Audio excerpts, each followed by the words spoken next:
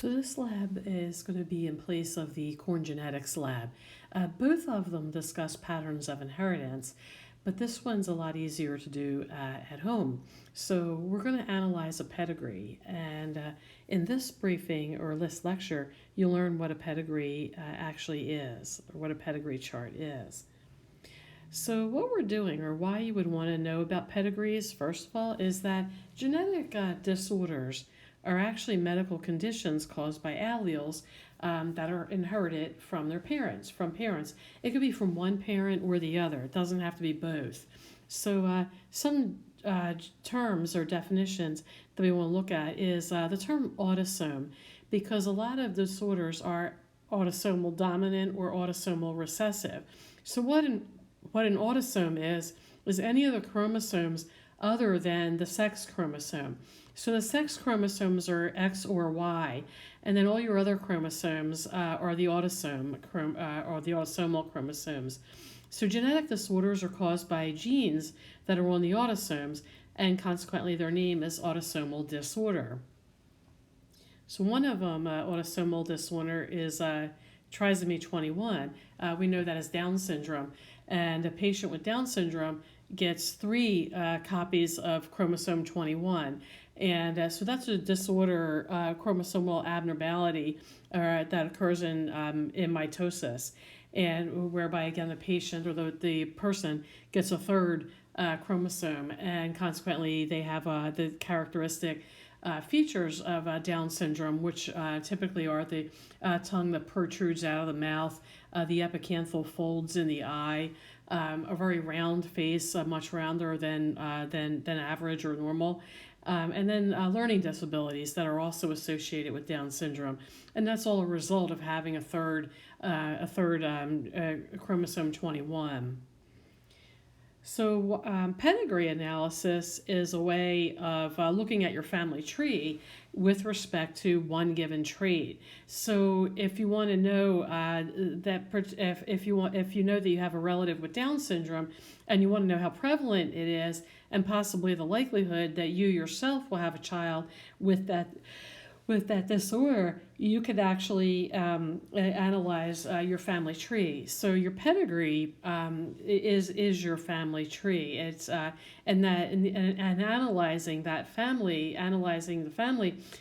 From the perspective of one or more traits, reveals the patterns of inheritance of those traits. We want to know questions that we would look at in analyzing a pedigree is how dominant is it dominant? Is the characteristic dominant, or is it recessive?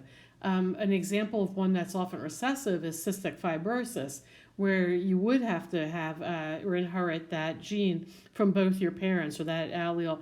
So some of them are recessive, some of them are dominant.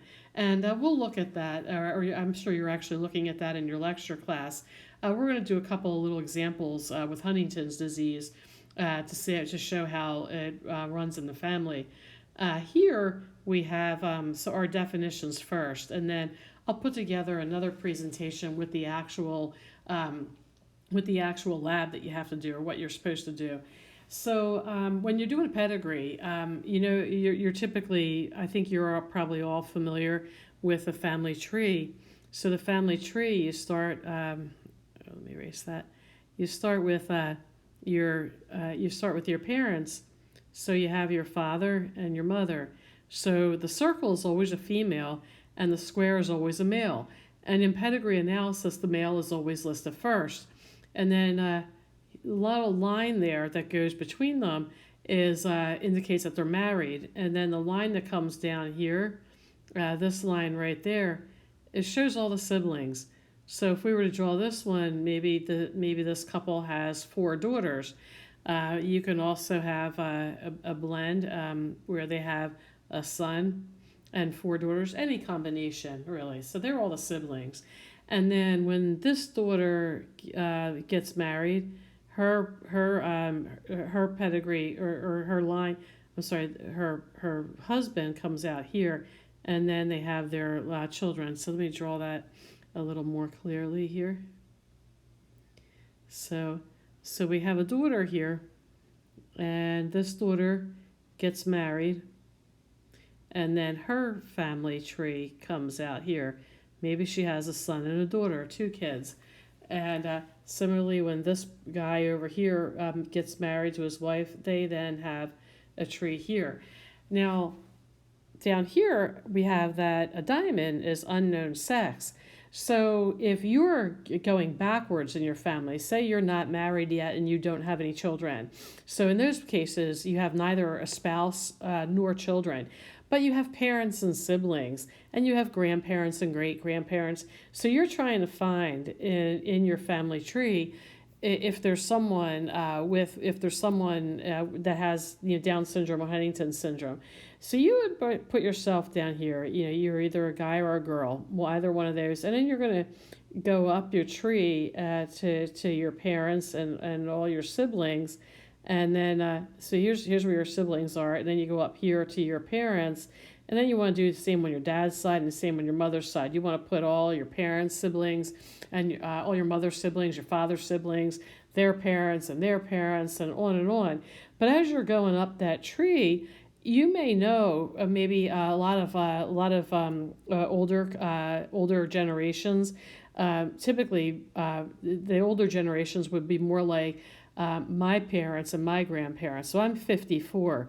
So my parents are in their 90s, and then obviously their parents are much older. Well, in those generations, they often kept records of family in their Bible. So maybe in the Bible, you know that your great great grandmother had 6 kids, and but the sixth child, the name is missing. So you don't know if it's a boy or a girl. So in that case, when you're doing that person's family part of the tree, you would just put a dime in there. It's really rare that happens. One example of where it could happen is in my own family tree. My parents, about a year and a half before I was born, my parents had a baby, and the baby was stillborn.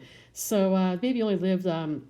Barely made it to breathe anything, but basically the baby died at birth. So on the baby's tombstone, it just says baby Balistrucci, and then on the birth certificate, though, they had to have a name because she actually did breathe a little bit before she passed. So her name is the same as mine. It's just that for birth records or birth certificate purposes, she had to have a name. But my parents didn't want to actually put that on the tombstone, so it just says baby Balistrucci there. So in that case, I know that the name is the same as mine, but maybe generations after me won't know that or won't have that historical record. So in that case, they would just know that there's a baby Balistrucci, and they wouldn't know if it's a boy or girl. So that's where that would be one example of where you would put a dime in. And then some more of our conventions of pedigree. Parents are connected by a single line. So that's what we have up here. We have that line between the mother and father. And then offspring stem from the vertical line from the parent. And that's this part right here. We have this line coming down, and then we have all the siblings right here. So, and then a double line is when parents are related to each other. If 2 cousins marry, so you have you would have the double line like that. And so when parents are related to each other, whether it doesn't matter if they're first cousins, second cousins, third cousins, eighth cousins, it doesn't matter as long as they're related some way. You would have that 2 lines between them, and the formal name of that is consanguineous, is the right name for parents that are related to each other. And then the rest of our conventions, when we have twins in the family, they're the line that comes down. So you have your parents, and there's a line there, and then the line that comes down for all the children. So say this is a girl and this is a boy, that would be a square, and then over here you have twins. So you have to branch it off, and if they're identical, their diagonal is linked by a horizontal line. So you would have a horizontal line there for identical twins, and for identical twins. And then if they're fraternal, then there's no connection between them. So if we have a set of identical twins here, a set of identical twins, and then a set of fraternal twins right there. So fraternal would be boy and girl. So even though the fraternal twins may look alike, they're not. They're not identical because one's a boy and one's a girl. So you can have the two twins here that are identical, the two girls, but maybe they don't look alike. And that's just because they got different traits or characteristics. But their makeup, their genetic makeup is still such that they're both girls and makes them identical. And then again, fraternal don't have that connecting line.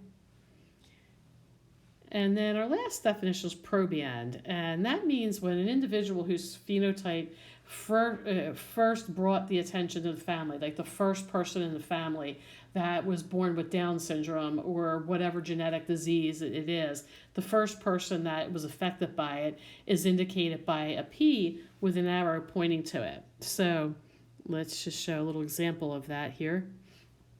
So we have your parents right here, and then the family tree. And let's say nobody in the family ever had Down syndrome, and then you have the first boy right here is the one that was born with Down syndrome.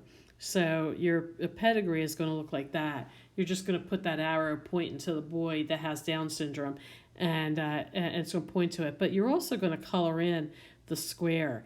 So a person that's affected with the disease is colored in, and everybody else that's not affected by the disease stays clear.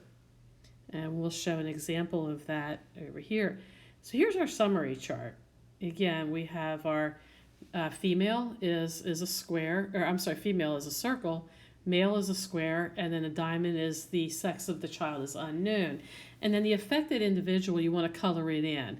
So here it's colored in blue. You can color it in black.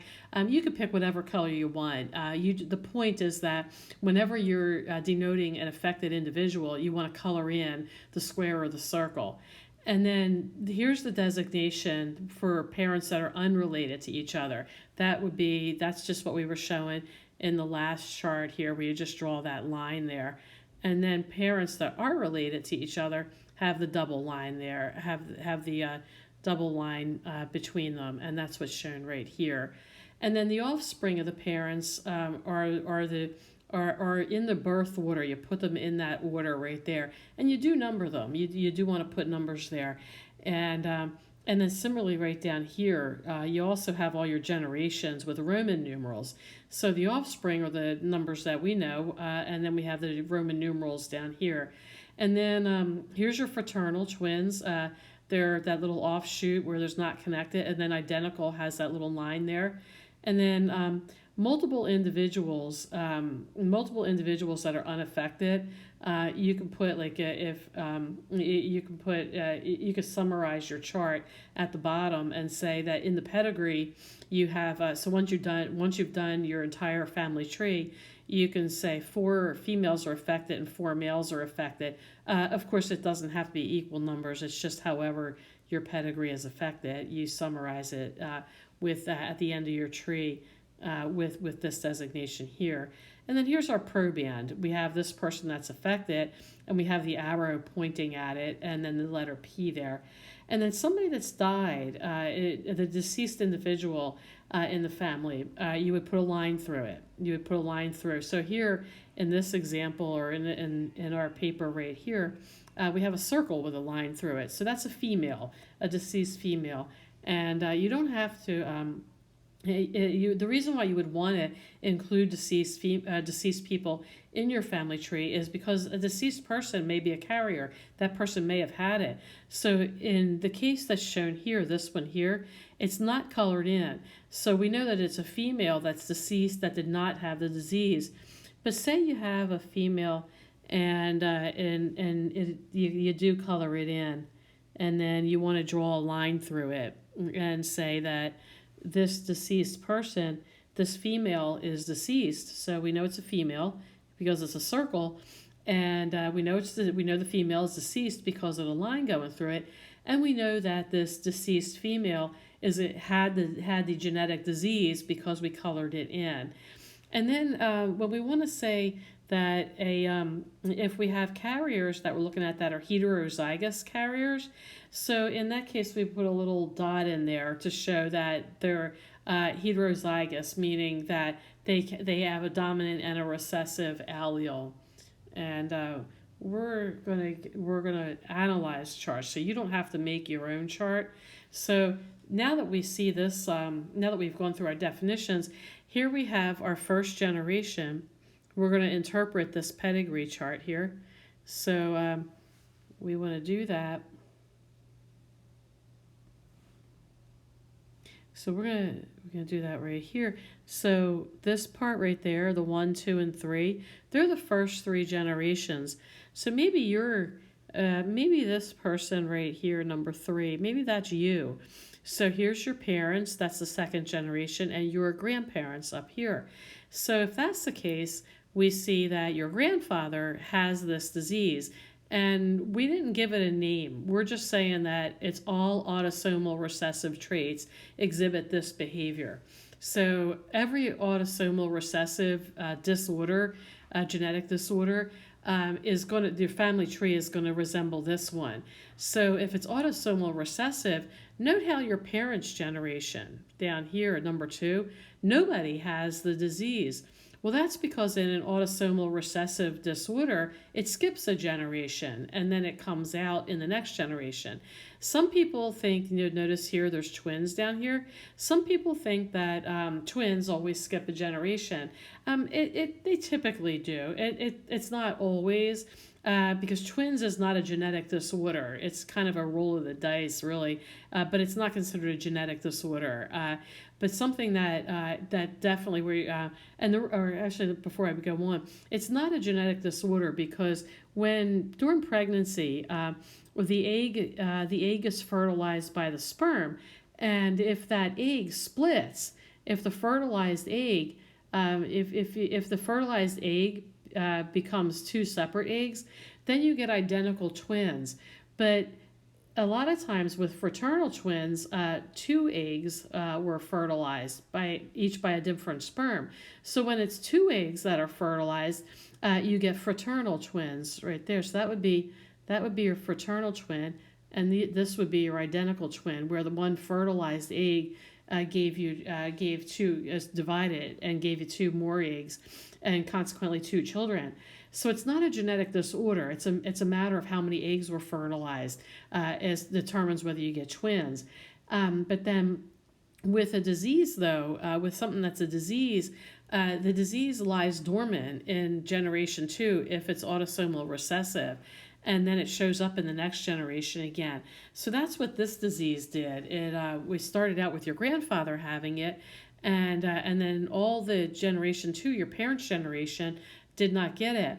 But then here in the 3rd generation, you got the disease, and the male and the female. So one, your sibling and your male sibling or your female sibling, each got this autosomal recessive disease. But then you have 2 people in the family that didn't get it, and you have a set of twins. You have a set of identical twins that also didn't get it. So it turned out that out of 6 kids, 2 or 1/3 got this genetic disease, and it just happened. Again, it's a roll of the dice. We just know probabilistically that it's going to affect the next generation, but it doesn't. It's hard to say how many. And it doesn't always have to. I mean, we would see some cases where it doesn't. So then when the trait or the disease is dominant, when it's autosomal dominant, then it goes to every generation. So here's an example where, say that's your grandfather that's affected, and the next generation, his offspring, we got one child with the disease, one male with the disease, and one female with the disease. And here in this case, first generation, it's heterozygous and it's dominant again. So dominant traits almost always appear in each generation. And then the affected individuals all have an affected parent. So the dominant autosomal trait will appear equally in both sexes. It doesn't necessarily affect mostly male or female. So if you know about hemophilia, that affects the male. So that's a recessive gene, and it would go from the mother, and then the mother passes on the X chromosomes, and when the father passes on a Y, then the Y and the X, the boy gets only one X chromosome, and he got it from his mother, and it's going to be the affected one, or with the hemophilia. So here again, the autosomal dominant. But you don't have to worry about the hemophilia part. It's reading this pedigree chart. That's what we're going to look at here. And when we talk about proband, the first time it's introduced into the family, so even though the father in this case is the autosomal dominant, and has the disease, maybe he doesn't really have it. Maybe he's just a carrier for it. He has the allele. So what he would be, say the disease, let's just say the disease is Huntington's disease. So the way you represent it is, we'll just pick H for Huntington. The capital H is dominant and the small h is recessive. So that would be your father right there. So he's the carrier for that gene. But then the child down here got the disease. So that's what the proband means when you put that. It's the actual first one in the family with the disease. Not necessarily the first one with the allele or the trait. It's the first one that actually got the disease. So I want to get back up here and just make sure that our definition of proband, it's the first one who brought attention to the first individual whose phenotype brought attention to the family, in the sense that this is the one that actually needs the medical diagnosis. So down here, the father, in this one here, the father had the allele, but he did not get the disease. So and maybe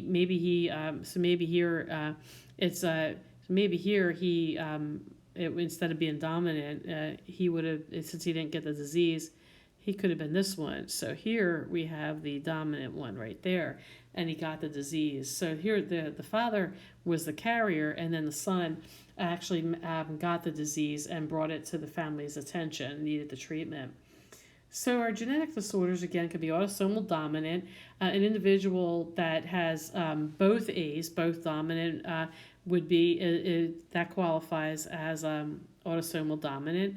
And then so does this one. So here, in the first case right here, this person right here is autosomal dominant and is homozygous. So because they have both the same. And then this one right here is autosomal dominant because of the capital A, but he's heterozygous. He or she is heterozygous. Hetero has one of each trait, the dominant and the recessive, whereas number one has two dominants. And then autosomal dominant, an individual here that's homozygous recessive would not have the disorder. As long as it's autosomal dominant, you would have to have that one capital letter in there. And then here, because they have both the recessive traits, they have nothing that dominates, so they don't have the disorder. And then genetic disorders that are autosomal recessive, it's the other way. So here we have the two small ones that don't have the disorder, and here the two capital ones. Because it's recessive is always the lowercase letter. Recessive is the lowercase letter, and dominant is the capital letter. So for autosomal recessive, somebody that's homozygous dominant would not have the disorder. And then same thing down here, an individual that has one capital and one small letter, they're heterozygous, but they're heterozygous dominant, so they don't have the disorder either. But then when they're homozygous recessive, that's when they do have the disorder. So a little pedigree chart again, looking at this one here. We know that in this case, the mother, so this is drawn a little backward. I'm sorry, I told you that the male is always first, and typically that is the case. And unfortunately, I grabbed a picture that didn't show that. So the female here is shown first in this case here, and it's the affected person. This person, the female, is affected, and then this male's affected, and this male's affected. So we have an autosomal recessive chart, pedigree right here. And the question mark over here means that the father, we know the father's dominant, but we don't really know if he's homozygous dominant. We don't know if he's heterozygous dominant. We don't know which one of those the father is. We just know that he's dominant in one case, so he doesn't have, and then because he's dominant and the mother is recessive but has the disease, we know then that it's an autosomal recessive disorder. And then with autosomal recessive, a generation gets skipped, and here 2 generations were skipped, and then it came out in the 4th one here. So what we want to summarize from this one's most affected children have an unaffected parent. Heterozygotes are dominant and recessive, and they have the unaffected phenotype when it's an autosomal recessive disorder. 2 affected parents will always have an affected child, and then close relatives who can reproduce are more likely to have an affected children. So if we have so here where we have the relatives marrying right there, even though they don't have it, we see that the 2 children do. And then both males and females again are equally likely to get the disease. And then similar for the autosomal dominant part, where autosomal dominant, both the mother and the father, even though they are heterozygous means you have a dominant and a recessive allele. So because they both have that dominant allele, they have the autosomal dominant disease.